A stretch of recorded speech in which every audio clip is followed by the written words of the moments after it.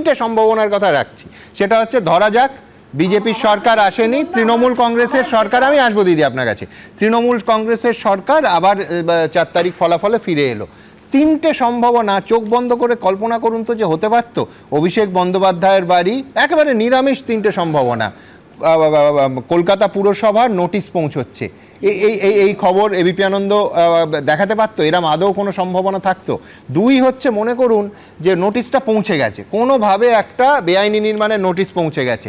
দ্বিতীয় সম্ভাবনা, কল্পনা করুন তো এটা হতে পারতো যে মেয়র বা বিল্ডিংয়ের যিনি এমআইসি বা মেয়রের হাতে বিল্ডিং ডিপার্টমেন্ট, তিনি বলছেন যে কি করে নোটিশ চলে গেল আমি জানি না, আমার কিছু করার নেই। এটা হতে পারতো। আমি বলছি এই সম্ভাবনাগুলো লক্ষ্য করলেই বোঝা যায় যে নিঃসন্দেহে যে ঘটনাটা আইন মেনে ঘটেছে, সেই ঘটনাটা উইচহ্যান্ডিং না করে তৃণমূলের তরফ থেকে উচিত তার জবাব দেয়া, তার আইনি জবাব দেয়া, এবং নিঃসন্দেহে সেই জবাব দিলে আমি সেটা সমানভাবে দেখাবো। কিন্তু এইখান থেকে যেহেতু নজরুলদা একটা গুরুত্বপূর্ণ কথা বলেছেন যে কাজের ফল পেতে হবে, আমি পরিষ্কার আমার পরের প্রতিবেদনে দেখাবো যে একেবারে গণতন্ত্রের নামে ওই পুষ্পা পগারপাড় হওয়ার আগে ফলতার মাটিতে ঠিক কী করলেন, কি করতেন, কিভাবে একটার পর একটা প্যান্ডোরার বাক্স খুলছে। আমি এখানে একেবারে একজন বিএলওর বক্তব্য দেখাবো, তার নাম হচ্ছে সুব্রত ভান্ডারী। সুব্রতবাবু বলছেন যে ভোটার তালিকায় মৃতদের নাম রাখতে হবে, অর্থাৎ ওই যে 63 লক্ষ দিনের পর দিন অনুষ্ঠান করেছি যে মৃত, স্থানান্তরিত, অনুপস্থিত, নিখোঁজ ভোটারদের 63 লক্ষ, সেইটা ফলতা তো ডায়মন্ড হারবার মডেল, অন্যরকম আইন চলে, রিপাবলিক অফ ওয়েস্ট বেঙ্গল কিনা জানি না, অন্যরকম আইন চলতো। সেই মৃতদের নাম বাদ দেয়া যাবে না, রাখতে হবে, এবং না রাখলে পুকুরে ডুবিয়ে মারা হবে। কে বলছেন? বিএলও। আবার বলছি, এই বক্তব্য তিনি বলতে পাচ্ছেন সরকারটা বদলেছে বলে। দেখুন, আমরাও পুষ্পা ঝুঁকে গানি রিপোলের কন্টেস্ট থেকে আমি নিজেকে দূরে সরিয়ে নিলাম। একদা তিনিই ছিলেন ফলতার শেষ কথা, কার্যত দ্য রুলার। কিন্তু ঠিক 20 দিনের মধ্যে রাজ্যে রাজনৈতিক পালাবদলের পরেই উড়ে গেল ঝাঁঝ, নিভে গেল আগুন। ঝুঁকে কা নেহি বলেও ঝুঁকতেই হলো পুষ্পাকে। আমি নিজেকে দূরে সরিয়ে নিলাম। ভাইপো বাবু এলেন না কেন প্রচারে? আপনার প্রার্থী কোথায়?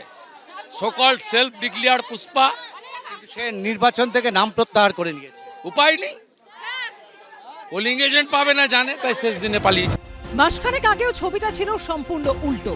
জাহাঙ্গীর খানের দাপটে ফলতায় বাঘে গরুতে এক ঘাটে জল খেত। তার হয়ে ভোট প্রচারেও গেছিলেন অভিষেক বন্দ্যোপাধ্যায়। তখন জাহাঙ্গীরের গলায় সে কি হুঙ্কার, পুষ্পা ঝুঁকেগা নেই। শুরুটা ওরা করেছে, শেষটা আমরা করবো। ও আদমি ডর গিয়া, ও আদমি মার গিয়া। কিন্তু ব্যাপক কারচুপির অভিযোগ খতিয়ে দেখে পুরো ফলতা কেন্দ্রের ভোটই বাতিল করে দেয় কমিশন। ঘোষণা হয় পুনর্নির্বাচনে। কোথায় পুষ্পা? কোথায় আপনি? দেখতে পাওয়া যাচ্ছে না। এই পরিস্থিতিতে ফলতায় এখন ভয় আউট, ভরসা ইন। জাহাঙ্গীর খানের বিরুদ্ধে মুখ খুলতে শুরু করেছেন স্থানীয় বিএলও থেকে শুরু করে মহিলা পুরুষ নির্বিশেষে ফলতার বাসিন্দারা।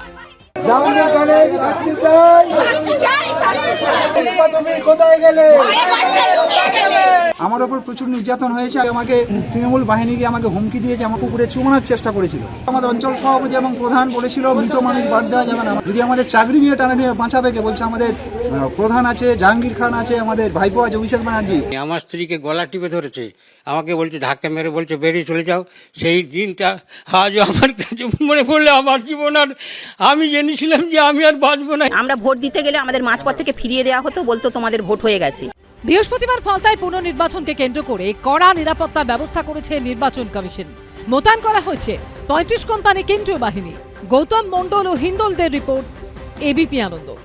ফলতার গণতান্ত্রিক পরিসর আপনাদের মনে থাকবে, এই অনুষ্ঠানে একটা ভিডিও দেখিয়েছিলাম দ্বিতীয় দফার নির্বাচনের পর ফলতায়, যেখানে এক ব্যক্তি ইভিএম এর সামনে স্পষ্ট দাঁড়িয়ে আছেন, ভোটার ঢুকছেন, সাধারণ মহিলা পুরুষ ঢুকছেন, তার হাতে কার্ড দিচ্ছেন, তিনি কার্ড দেখছেন, এই যে ঘেরাটোপটা থাকে তার ভেতরে ঢোকার কোনো সুযোগ পাচ্ছেন না, সেখানে সেই ব্যক্তি দাঁড়িয়ে আছেন এবং পরের পর একটা নির্দিষ্ট জায়গায় শাসক দলের পক্ষে ইভিএম টিপে যাচ্ছেন।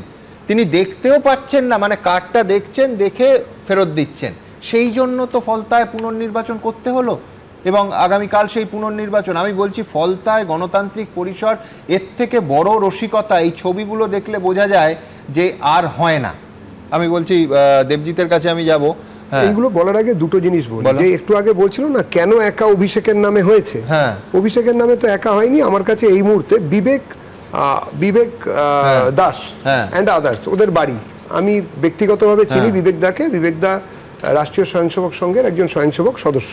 তার বাড়িতে হচ্ছে, বাড়ির নাম্বার হচ্ছে 8 আন্দুল রাজ রোড, একদম ওই এলাকাতেই, বড় আটের মধ্যেই দিদি, বড় আটের মধ্যেই। তো বড় নয়, বড় আটে। এবার হচ্ছে 16/6/25 তার কাছে পাঠানো হয়েছে। তার বাড়ির 3 তলাতে 2nd ফ্লোরের ওপরে একটা টিনের শেড দেওয়া আছে, সেটাকে রিমুভালের নোটিশ। অর্থাৎ তুমি বলছো যে শুধু অভিষেক বন্দ্যোপাধ্যায় নয়, সাধারণ অনেক নাগরিকের কাছে ডিপার্টমেন্টের নোটিশ গেছে। কারণ হচ্ছে এই বিবেক দাস বললে তো, এই নামে আরো কটা নোটিশ গেছে। মানে বুঝতে পারলাম না, অভিষেক ব্যানার্জি এই নামটাতে যদি কারোর নামে যদি 20টা যদি বাড়ি থাকে, আর কারোর নামে যদি একটা বাড়ি থাকে, শহরে 17টা বাড়ি থাকলে নোটিশ যেতে, যদি অবৈধ নির্মাণের অভিযোগ থাকে 17টা বাড়িতে, যার মালিক একজন, তো নোটিশ যাবে না। মালিক একজন, না একদম গেছে। আরেকটা কথা, বাড়িতে নোটিশ গিয়েছে, হ্যাঁ, তো অভিষেক ব্যানার্জি তো ওই বাড়ির সঙ্গে কোনোভাবে যুক্ত না হন, তাহলে কি হবে না? পলিটিক্যাল ন্যারেটিভ সেট করা হচ্ছে নজরুল্লাহ। তার কারণ হচ্ছে এখানে পলিটিক্যাল ন্যারেটিভ সেট করা হচ্ছে বলে আমাদের বলতে হচ্ছে, সেট করা না হলে বলতে হতো না। As simple as that. Anirban, Abhishek Banerjee যে অপরাধগুলো করেছেন, কোন অপরাধ বলুন, কোন অপরাধ? কোনটা করিনি, যে কোনটা হুমকি দিয়েছে, আরেকবার দেখানো, কোনটা? আরেকবার দেখানো, টিকে বলতে দাও, আরেকবার দেখানো। নজরুলদা কি বলতে, নজরুলদাকে বলতে এই ধরনের কথা তুমি বলতে দাও। আগে একটা জিনিস, নজরুলদাকে বলতে দাও। নজরুলদা বলবেন, তার আগে তুমি বলো যে তুমি এগুলোকে অ্যালাউ করো। আমি মেনে নেব, আমি মেনে নেব। তুমি তোমার নেতার এই কথাটা অ্যালাউ করো। আমি কেউ না, আমি কেউ বন্দ্যোপাধ্যায় যেটা বলেছে, এটা মেনে নাও, তুমি কি এটা অ্যালাউ করো? তুমি এটা মেনে নাও। শুভেন্দু অধিকারীকে প্রেস কনফারেন্স করে চোর বলে কি হয়েছিল কিনা, শুভেন্দু অধিকারীকে প্রেস কনফারেন্স করে চোর বলে কি হয়েছিল, আমি যাচ্ছি না ভাই, তুমি বলো আমি আসবো, কিন্তু এইখানে আমার ফলতার কথা আবার বলতে হবে। দেখুন, এক সেকেন্ড দেবজিৎ, বুঝলাম, এগুলো কোন বন্দ্যোপাধ্যায় হয়েছে বেশ। বলো। দেখুন, কাল ফলতার, আবার বলছি, পুনর্নির্বাচন। তার আগে আপনারা এই প্রতিবেদনে দেখলেন যে ফলতার বিএলও তিনি অভিযোগ করছেন যে জাহাঙ্গীর খানের বাহিনী হুমকি দিয়ে বলেছিল যে ওই মৃত ভোটারদের নাম তালিকা থেকে বাদ দেওয়া যাবে না, আর যদি তালিকা থেকে বাদ যায় পুকুরে চুবিয়ে মারা হবে। ভাবুন, একজন বিএলওকে এই পরিস্থিতির মধ্যে মাসের পর মাস কাজ করতে হয়েছে, শুধুমাত্র মানুষের গণতান্ত্রিক অধিকারটুকু যাতে রক্ষা করা যায়, সেই জন্য নিজের জীবনের ঝুঁকি নিতে হচ্ছে প্রতি পদে। কিন্তু এর পাশাপাশি এই প্রশ্ন তো অবশ্যই উঠবে যে তাহলে কি এই কারণে এতদিন কোমর বেঁধে এসআইআর এর বিরোধিতা করে আসছিল তৃণমূল, যাতে মৃত, ডুপ্লিকেট, স্থানান্তরিত ভোটারদের একেবারে তালিকায় তারা অক্ষুণ্ণ থেকে যায়, নামগুলো জলজল করে, দ্বিজেনবাবুরা আবার ভোটের দিন দুপুরে ফিরে এসে ভোট দেন। সেই জন্য এসআইআর আটকাতে মানুষের করের কোটি কোটি টাকা আইনি লড়াইয়ের নামে খরচ করা হয়েছে। এই ডায়মন্ড হারবার লোকসভা কেন্দ্রের ভেতরে শুধু ফলতাতে তো 2024 সালে অভিষেক বন্দ্যোপাধ্যায় জয়ের মার্জিন ছিল 1,68,000-এরও বেশি, যার মূল কারিগর হচ্ছেন এই জাহাঙ্গীর খান। তবে কেউ বলতেই পারেন যে তথাকথিত ডায়মন্ড হারবার মডেলের পেছনে আসলে লুকিয়ে আছে মানুষের গণতান্ত্রিক অধিকার কেড়ে নেয়ার অন্ধকার অতীত। আমি জানি না এইখানে টোটাল পোল ভোটের বিশ্বনাথ দা 89% গেছে একটা দলে, এ তো বোঝা যাচ্ছে কি করে গেছে। সুমনদা, মানে কার্যত এটা ধরে নিয়েছিল অভিষেক বন্দ্যোপাধ্যায়রা যে এই মডেলটাই চলবে, যার জন্য দেখবেন মানে এত উদ্ধতভাবে বলতেন যে আপনার মনে থাকতে পারে প্রথম জনসভাটাতে উনি বলছিলেন যে 31টার মধ্যে এবার 31টাই চাই, মানে 30টায় জিতেছিল, একটা মানে ভাঙড়ে জিতেছিল আইএসএফ, ওটাও দখল করতে হবে, যার জন্য পরিকল্পনাটা ওরকমই ছিল। মানে এবং পঞ্চায়েত পুরসভা নির্বাচনগুলো কিভাবে হয়েছে আপনি দেখেছেন। পঞ্চায়েত নির্বাচনে সবচেয়ে বেশি বিরোধী শূন্য করে কোথায় যেতে হয়তো দক্ষিণ 24 পরগনা। এটা একটা মডেল হতে পারে, এটা তো একটা স্বৈরাচারী মানসিকতা এবং একটা অগণতান্ত্রিক চেহারা দিনের পর দিন আমি চিৎকার করেছি।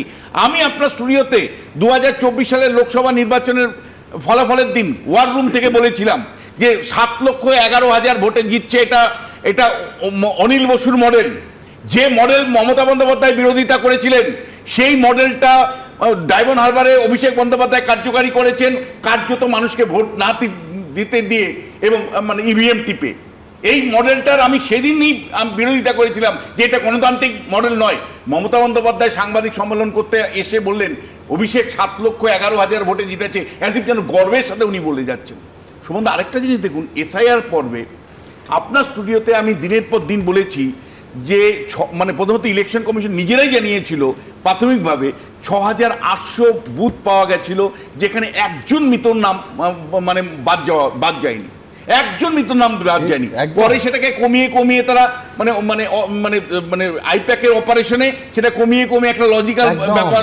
কিন্তু আমি আপনি দুজনেই প্রশ্ন তুলেছি যে কমলো তো বুঝলাম, কিন্তু কে বাড়িয়েছিল তার শাস্তি এবং দিনের পর দিন এই কথাগুলো রেখেছিলাম যে কিভাবে বিডিও অফিসগুলো দখল নিয়েছিল জাহাঙ্গীর বাহিনী, কিভাবে বিডিও অফিসগুলোতে দখল নিয়ে তাদের মতন করে ফর্মগুলো ফিল আপ করেছে, যেভাবে মানে মৃত ভোটারদের নাম রাখার উদ্যোগ নিয়েছিল, যেভাবে স্থানান্তরিত ভোটারদের নাম রাখার চেষ্টা মানে উদ্যোগ নিয়েছিল, তার ফলে কিন্তু ইলেকশন কমিশন বাধ্য হয়েছিল লজিক্যাল ডিসক্রিপেন্সি মানে নাম করে এআইটা চালিয়ে দিতে বাধ্য হয়েছিল। কারণ তৃণমূল কংগ্রেস যেভাবে মৃত ভোটার, স্থানান্তরিত ভোটার অর্থাৎ দ্বিজেন বাবুদের রাখার জন্য যে বেকুল চেষ্টা, তার ফলে কিন্তু সাধারণ মানুষ ভুক্তভোগী হয়েছে।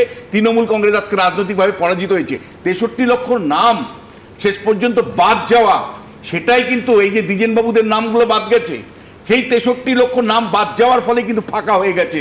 তৃণমূল কংগ্রেস যে ব্যবধানটা রাখতো সেটা কিন্তু প্রথমেই ফাঁকা হয়ে গেছে।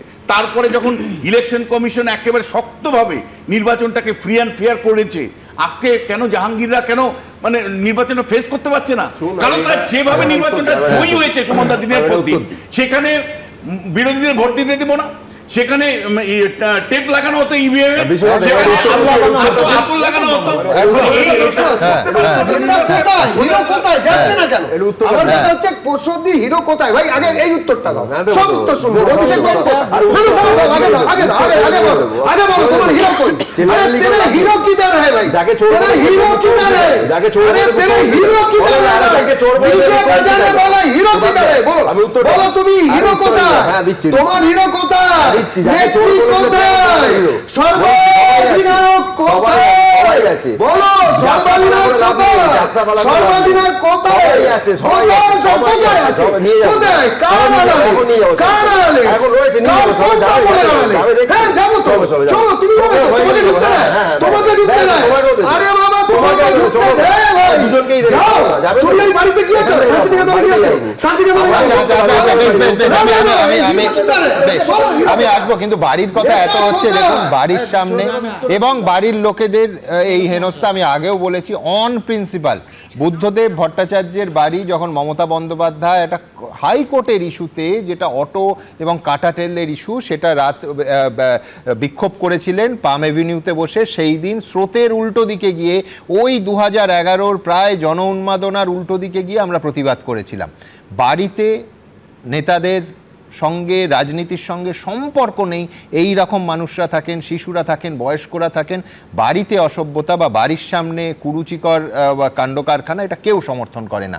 কিন্তু হ্যাঁ, কিন্তু আবার বলবো প্রণয়দা, একবার দর্শকদের দেখাবো দিনের পর দিন অভিষেক বন্দ্যোপাধ্যায় মঞ্চের ওপর থেকে, এমনকি 21শে জুলাইয়ের মঞ্চের ওপর থেকে বিজেপি নেতাদের বাড়িতে হামলা, বাড়িতে আটকানো, বাড়িতে আটকে রাখা, এবং বলছেন আমি নিজে গিয়ে সাপোর্ট করব। দিনের পর দিন এই খারাপ রাজনীতি তিনি কার্যত উৎসাহ দিয়ে গেছেন। আমি বলছি সেই দিনও প্রতিবাদ করেছিলাম, আজও করছি যে বাড়িটা বাদ রাখুন। আমি বলছি তার কারণ জনসমর্থন বা সংখ্যা জোগাড় করে বাড়িতে অসভ্যতা যে কোনো রাজনৈতিক দল, শাসক তো বটেই, বিরোধীরাও করতে পারে, কিন্তু এটা কি সুস্থ সংস্কৃতির লক্ষণ? যে রাজনৈতিক সংস্কৃতি গেল বলে আমরা মাথা চাপড়াই, যদি বাড়িতে কোনো নেতাকে তার আত্মীয় স্বজন, পরিবারের লোক সমেত হেনস্থা করা হয়, নেতা হতে পারেন, যে কোনো সাধারণ লোক হতে পারে, সেটা সব সময় নিন্দাযোগ্য, সবার ক্ষেত্রে নিন্দাযোগ্য। অভিষেক বন্দ্যোপাধ্যায় দিনের পর দিন বিজেপি নেতাদের বাড়ি ঘেরাওয়ের কি পরামর্শ দিয়েছিলেন, নিদান দিয়েছিলেন বহু বছর ধরে, দেখুন। আগামী 5ই আগস্ট শনিবার বিজেপির ছোট বড় মাঝারি সেজো মেজো বুথ থেকে শুরু করে, অঞ্চল থেকে শুরু করে, ব্লক থেকে, বিধানসভা থেকে, জেলা থেকে, রাজ্য, যে কটা নেতা আছে আপনার ব্লকে, আগামী 5ই আগস্ট শনিবার শান্তিপূর্ণভাবে এদের বাড়ি ঘেরাও করুন। বিজেপির নেতা যে আছে সে বাড়িতে ঢুকবেও না, বেরোবেও না। গণ ঘেরাও 5ই আগস্টে এদের বাড়ি ঘেরাও হবে। আপনারা আন্দোলন করুন না, দিলীপ ঘোষের বাড়ি ঘেরাও করুন, আর দরকার হলে শপথ নিন যে একটা বিজেপি নেতাকে পুরুলিয়া প্রবেশ করতে দেবো না। আপনার যা সমর্থন লাগবে আমি দেবো। আগামী 19শে ফেব্রুয়ারি অর্থাৎ পরের রোববার সকাল 10টা থেকে সন্ধ্যে 6টা অবধি নিশীথ প্রামাণিকের বাড়ি ঘেরাও হবে এবং অবস্থান বিক্ষোভ হবে। এমনভাবে জবাব দিতে হবে বাড়ি যেন ছেড়ে বেরোতে না পারে, এরা ঘেরাও করে রাখতে হবে। স্বরাষ্ট্র দপ্তরের কেন্দ্রীয় প্রতিমন্ত্রী, এই লোকসভা কেন্দ্রের সাংসদ, মনোযোগ দিয়ে আমার কথা শুনবে। 16, 17, 18, 19 যদি কোনো বিজেপির নেতা ইআরও অফিসে ফর্ম জমা দিতে আসে 10টার বেশি, দেখেন কেউ আইন বহির্ভূত কাজ করছে, ছোট বড় বিজেপি নেতার বাড়ি ঘেরাও করবে, আমাকে ডাকবেন, আমি যাব। যিনি বাড়ি নিয়ে এত কথা বলেছিলেন তার বাড়ি নানা কারণে এখন প্রতিদিন শিরোনামে। প্রণয়দা, দেখুন, গত 15 দিন ধরে আমরা যারা বিজেপি করি, আমরা বুকে পাথর চেপে এই যে সংস্কৃতি, এই সংস্কৃতি যাতে না চলে আমরা সবাই বুকে পাথর চেপে রেখে কন্ট্রোল করার চেষ্টা করেছি। আমি আমার এলাকায় বলছি, 2019 সালের নির্বাচনের দিন 65 বছর বয়স্ক একজন LIC জেনারেল ম্যানেজার ছিলেন, আমাদের মণ্ডল সভাপতি দেবজিৎ আমাদের লোকসভার ক্যান্ডিডেট ছিল, সেই সুভাষদাকে বুথে গিয়ে একজন মারলো। কে মারলো আমরা জানতাম, নির্দিষ্ট নামে FIR হয়েছে। 2021 সালে 21 বছরের আমাদের মণ্ডল সভাপতি আকাশ, তাকে পেটানো হলো পোস্টার লাগাতে গিয়ে। এই সবগুলো ঘটনা জেনে একজন নির্দিষ্ট কাউন্সিলর এবং তার ভাই করেছে, তাদের নামে FIR হয়েছিল। যেদিন রেজাল্ট ডিক্লেয়ার হয় খুব স্বাভাবিকভাবেই সেখানে আমাদের যারা কর্মী সেখানে গিয়ে তারা কিছু করার চেষ্টা করেছে। যে মুহূর্তে আমি খবর পেয়েছি, আমি রাত্রিবেলা ফিরছিলাম, পুলিশকে দিয়ে আমি বলেছি আগে ওদেরকে প্রোটেক্ট করুন, ওদেরকে সরান। তো একজন কর্মীর মনের ব্যথায় যে দুটো ঘটনা আমি বললাম, আমি জানি পুরোটা, নির্দিষ্ট নামে FIR হয়েছিল, পুলিশ কোনো ব্যবস্থা হয়নি। কিন্তু আমরা পশ্চিমবঙ্গের গণতন্ত্র রক্ষার জন্য সবটা জেনেও এটা যাতে আবার পুনরাবৃত্তি না হয় তার জন্য আমরা চেষ্টা করছি। কিন্তু তারপরেও এদের লজ্জা নেই, তারপরেও এদের লজ্জা নেই। জয়ের পরে বিজেপি কর্মীরা খুন হচ্ছে, জয়ের পরে বিজেপি কর্মীদের উপর আক্রমণ হচ্ছে, কিন্তু এই সংস্কৃতি চলতে পারে না, কোথাও শেষ করতে হবে। আর এই বিষয়ে আমাদের সকলের সহযোগিতা দরকার। যেখানে যে আছেন পশ্চিমবঙ্গবাসী হিসেবে সকলের সহযোগিতা দরকার। এই সংস্কৃতি চলতে পারে না। কেউ রাজনীতি করে বলে তার স্ত্রী ধর্ষিতা হবে, কেউ রাজনীতি করে বলে তার ছেলের উপর অত্যাচার হবে। এই সংস্কৃতি চলতে পারে না, এটাকে আমরা বন্ধ করবই। আমাদের রাজ্য সভাপতি যেভাবে আবেদন জানিয়েছেন, আমাদের মুখ্যমন্ত্রী যেভাবে আবেদন জানিয়েছেন, সকলের কাছে আবেদন জানাবো এই সংস্কৃতিকে বন্ধ করুন। এইটা বন্ধ প্রশাসন যেমন করবে, আমাদের সকলের সহযোগিতা দরকার। এবং বিজেপি আছে বলেই সুমনদা একটু অ্যাড করছি, এই সংস্কৃতি বন্ধ হবে বলে মানুষ আশা রাখছেন, আমরা আছি বলে। শুরু করেছিলেন না চেসেস্কুকে নিয়ে, চেসেস্কুর মৃতদেহের ওপরে খারাপভাবে নেবে না, মূত্রত্যাগে করার জন্য লটারি হয়েছিল এবং মানুষের গণঘৃণা যে কোন লেভেলে যেতে পারে সেটা এদের ধারণা যথেষ্ট আছে, কিন্তু এরা মনে করে মানুষ বোকা, মানুষ তাড়াতাড়ি ভুলে যায়। আমরা যদি মনে করতাম, এখনো বলছি কোনো আস্ফালন নয়, আমরা যদি মনে করতাম তাহলে 21-এর অনেক রকম, 21-এ আমাদের সঙ্গে যা হয়েছে, সুমনদা ভাবতে পারেন আম বাগানে, বাঁশ বাগানে মহিলাদের ওপরে বিভৎস করে তাদেরকে প্যারেড করানো, নুট প্যারেড হয়েছে, কোন জায়গায় হয়? বলুক সামনে দাঁড়িয়ে এটা ঠিক কাজ হয়েছে, বলুক। একদমই নয়, প্রথম কথা এটা কেউ বলছে নয়, আমাকে ধমকে হুমকি দিয়ে কোনো লাভ নেই। আপনাকে ধমকাচ্ছি না, আপনাদের সংস্কৃতিটাকে হুমকি দিয়ে ভয় আউট হয়েছে বলে এই কথা বলছেন। আরে আপনারা ভয় বলুন, ভরসা করুন, আমার কিচ্ছু যায় আসে না, আমি ওসবের জন্য একটু প্রস্তুত আছি। আপনারা রাজনৈতিক বিতর্কের কথা যেটা বলছেন, যে রাজনৈতিক হিংসার কথা আজকে আপনারা রাইট বলছেন, রাইটলি বলছেন, তার 75% সময় তার জন্য শুভেন্দু বাবুর দিকে আপনারা আঙুল তুলতেন, আপনারা তুলতেন। আরে কি অদ্ভুত, যদি ভুল নয় তার আগে বলেন, তার আগে বলেন। আমি তার সঙ্গে অনির্বাণ, তুমি যে চন্দ্রনাথ রথের কথা বললে, ওই মারাত্মক নারকীয় ঘটনার পর একটা ইনসিডেন্ট দেখাতে পারবে যে বিজেপি কর্মীরা ভাঙচুর করেছে, বিজেপি কর্মীরা কোনো পার্টি অফিস, কোনো ব্যক্তির কোনো ক্ষতি করেছে? আজকের দিনে দাঁড়িয়ে, এটাই তো নিয়ন্ত্রণ। আজকের দিনে দাঁড়িয়েও বহু তৃণমূল কর্মী ঘরে ফিরতে এখনো পারছেন না।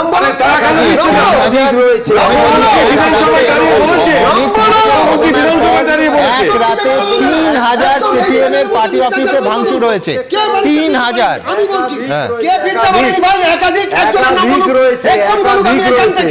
একাধিক রয়েছে। আমি দুজনকে এক মুহূর্তে দুজনকে একটা সুতোয় বেঁধে দিই, রাজ্যের মুখ্যমন্ত্রী ঘোষণা করেছেন যে যাদের তালিকা আছে তৃণমূলের কাছে তাদের তালিকা ডিজিপির কাছে জমা দিতে, এবং ডিজিপি এনশিওর করবেন যে স্থানীয় বিজেপি নেতা এবং সেই জেলার এসপি সসম্মানে তাদের বাড়িতে নিয়ে যাবেন, প্রোভাইডেড যে তারা যদি 2021-এর অভিযুক্ত হন শটান জেলে যাবেন। অনির্বাণের কাছে আমার প্রশ্ন, আজ অবধি তৃণমূল ডিজিপির কাছে কজন ঘর ছাড়ার তালিকা দিয়েছে এইটা বলে দাও। প্রথম কথা, প্রশাসনের কাছে আবেদন করে, যে প্রশাসনের কাছে আবেদন করে সাহায্য পাওয়া যায় না, তার ডিজিপি কে যদি নির্দেশ দেওয়া হয় স্থানীয় বিজেপির নেতা নিয়ে যাবেন, কেন? বিজেপির নেতা জেলার এসপি, তুমি শুধু আমায় এইটা বলো।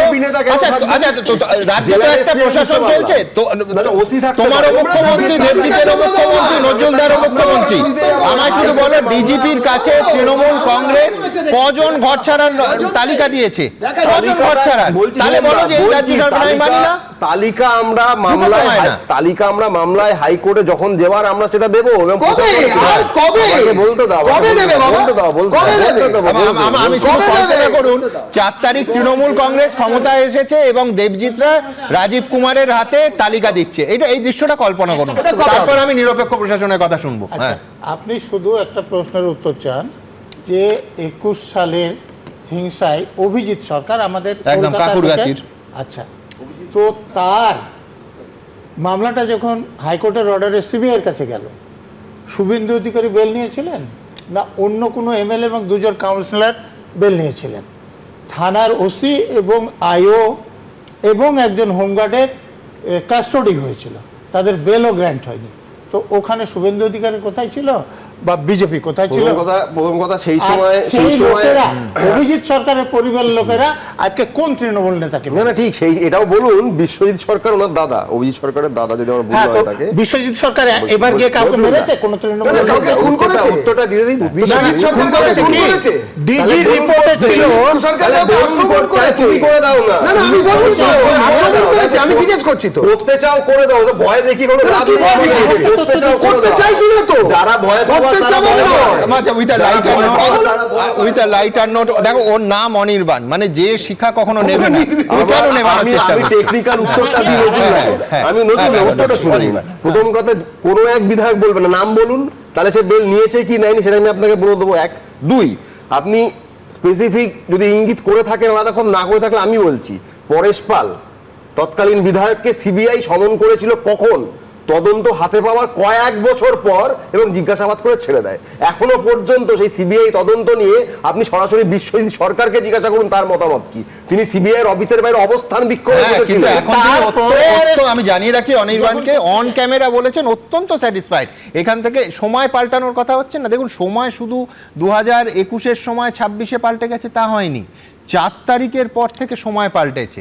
কল্পনা করুন, কালীঘাটের ভেতরের মিটিংয়ে অভিষেক বন্দ্যোপাধ্যায়কে সংবর্ধনা দিতে উঠে দাঁড়াতে হয়েছে। আনন্দবাজার পত্রিকাতেই পড়লাম, সমস্ত যারা সিনিয়র, কারুর 80 বছর 85 বছর বয়স, সেই সমস্ত নেতাদের। আর আজকে মানে গতকাল অথবা পরশু অভিষেক বন্দ্যোপাধ্যায়ের কার্যত কথার পর কার্যত চ্যালেঞ্জ এলো তৃণমূলের একাংশ থেকে। এটাও পরিবর্তন, এবং তার সাক্ষী হলো কালীঘাট এই 4 তারিখ থেকে 16 দিনের মধ্যে। অর্থাৎ সময় পাল্টায়, ক্রমশ পাল্টায়। দেখুন, মূল্যায়ন প্রয়োজন, যে কেন 15 বছর আমরা সরকার পরিচালনা করার পরেও এইবার মানুষ আমাদের উপরে ভরসা রাখলো না। কাল তার সামনে ঢাল হয়ে দাঁড়িয়েছিলেন মমতা বন্দ্যোপাধ্যায়। আজ সেই মমতা বন্দ্যোপাধ্যায়ের সামনেই কার্যত চ্যালেঞ্জের মুখে অভিষেক বন্দ্যোপাধ্যায়। কয়েকদিন আগে যার লড়াইকে সম্মান দিতে উঠে দাঁড়াতে হয়েছিল তৃণমূলের বর্ষিয়ান বিধায়কদের, আজ তিনি পরোক্ষে তৃণমূল বিধায়কদের একাংশের প্রশ্নের মুখে। ঠিক 13 দিনের ব্যবধানে এই পরিবর্তনের সাক্ষী হলো কালীঘাট। কখনো পুরসভার নোটিশ দিয়ে অভিষেক বন্দ্যোপাধ্যায়ের পাশে দাঁড়াতে চাইছেন না কেউই, কখনো আবার তার ঘনিষ্ঠ জাহাঙ্গীর খানের দাপট নিয়ে প্রশ্ন তুলে পরোক্ষে বার্তা দেওয়া হচ্ছে অভিষেককেই।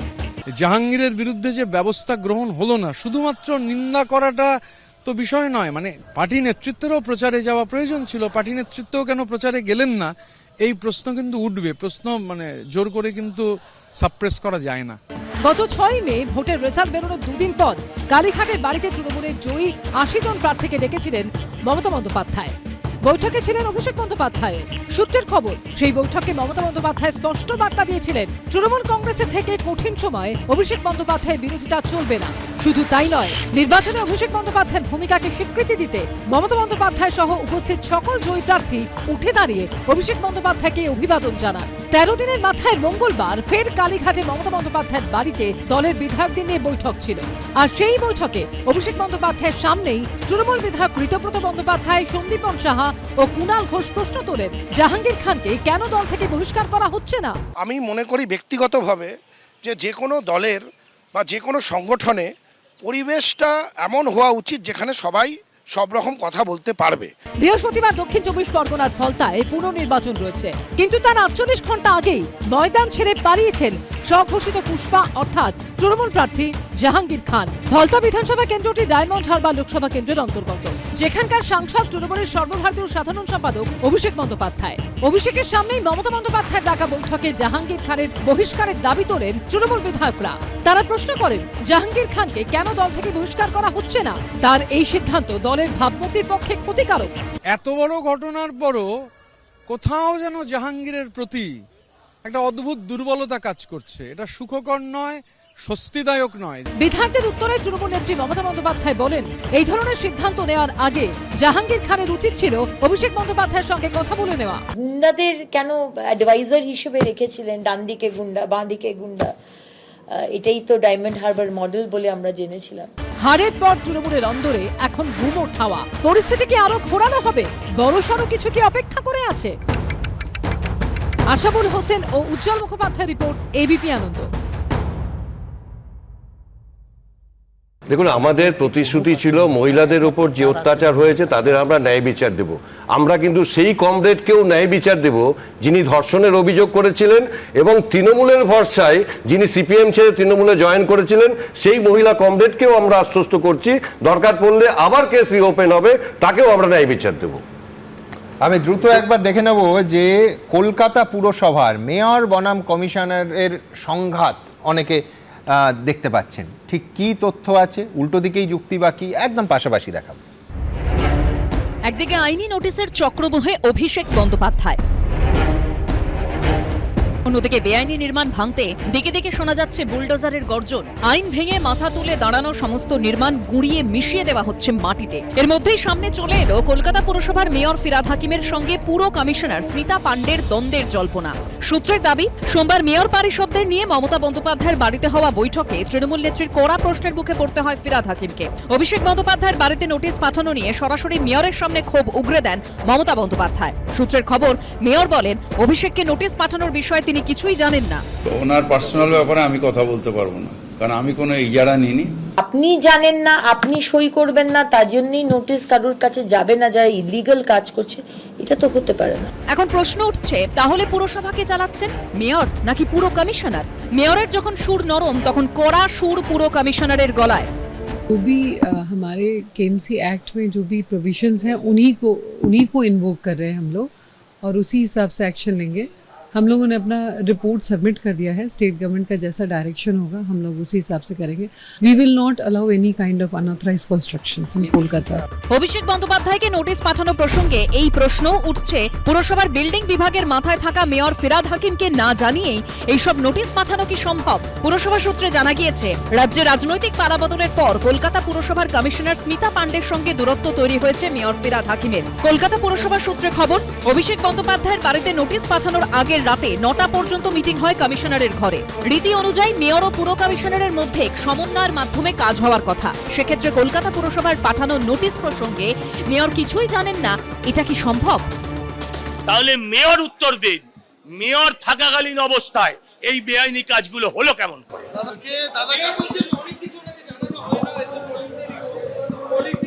যে জানে না সে থাকে কেন? সে বানপ্রস্থে যান।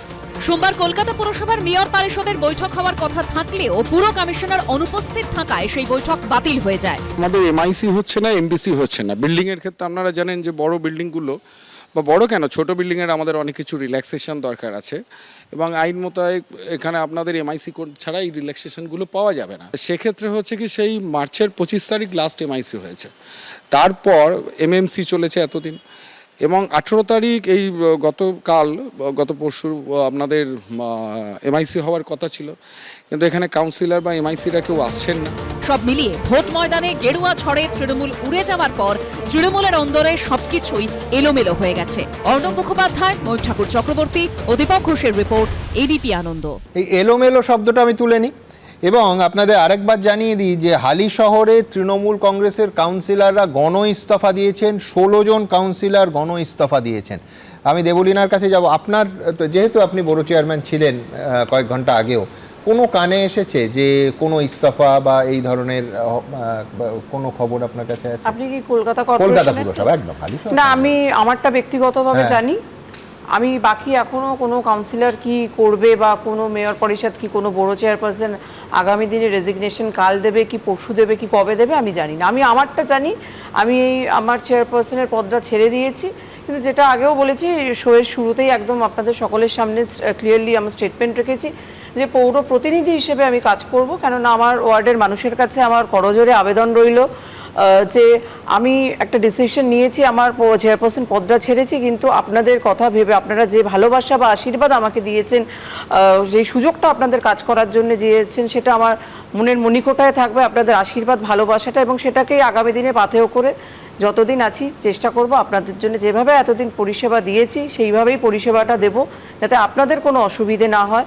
এবং আমার বক্তব্যটা বললাম, অন্য পৌর প্রতিনিধিরা তারা কি করবে সেটা তাদের ব্যক্তিগত মত। আমি আবার যোগ করব যে জল্পনা কিন্তু প্রবল, এবং কলকাতা পুরসভাতেও প্রবল যে একাধিক শীর্ষস্থানীয় নেতা তারা ইস্তফা দেওয়ার কথা ভাবছেন। কলকাতা সংলগ্ন পুরসভায়ও এই প্রবণতা একেবারে, আবার বলছি, জল্পনা স্তরে কিন্তু প্রবল।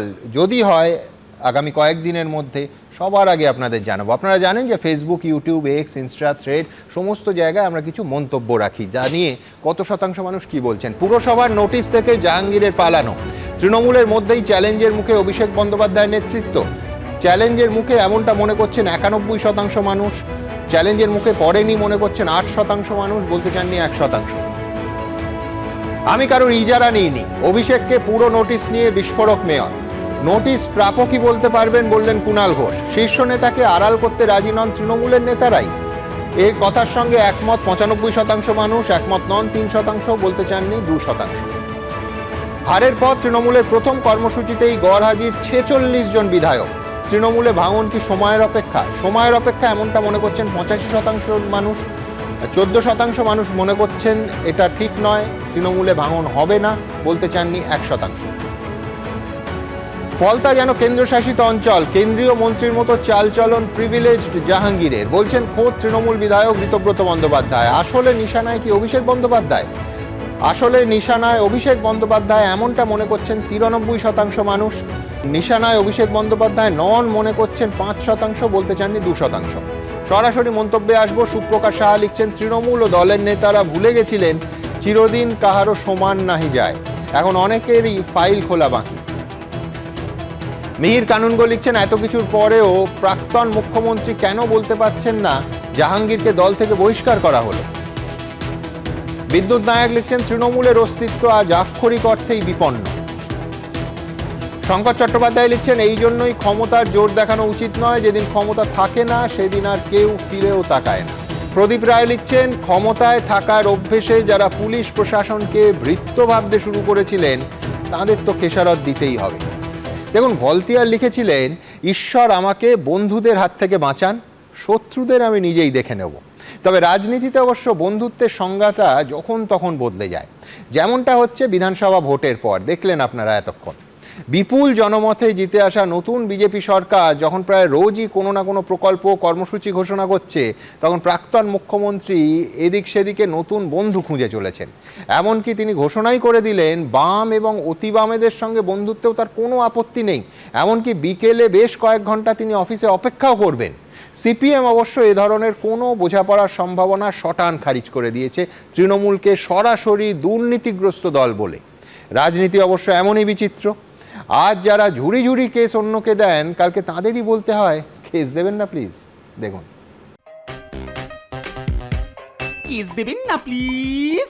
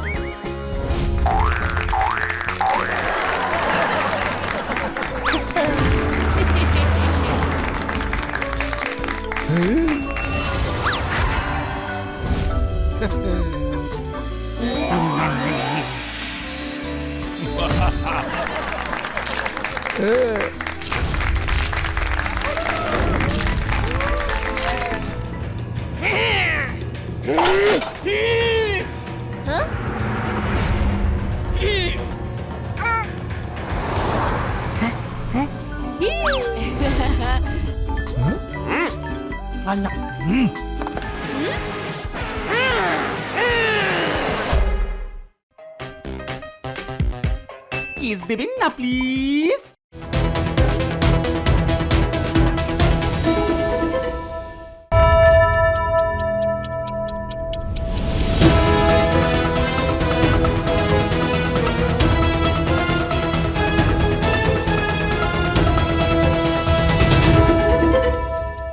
এবিপি আনন্দ, এগিয়ে থাকে, এগিয়ে রাখে।